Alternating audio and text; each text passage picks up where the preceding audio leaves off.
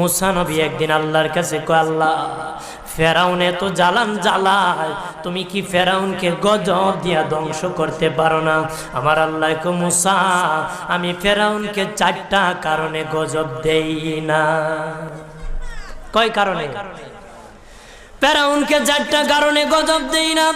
1 নম্বর কারণ হলো রে মুসা, সারাদিন ফেরাউন বলে আমি খোদা, আর রাত যখন হয়ে যায় জঙ্গলে যায় করলাম আমি জানি তুমি খোদা, আমি খোদা না, কিন্তু আমারে মানুষ খোদা কইলে ভালো লাগে, খোদা কইলে ভালো লাগে। প্রভু তাই তুমি বিরক্ত হইয়া আমার উপর গজব দিও না। আল্লাহ বলে, মুসা রে ওই ফেরাউনের রাত্রির দুয়ার কারণে আমি আল্লাহ তার উপর গজব দেই না। 2 নম্বর কারণ হলো, আরে মুসা তোমার মুখে দাড়ি, ফেরাউনের মুখে দাড়ি, তোমার পরনে জুব্বা।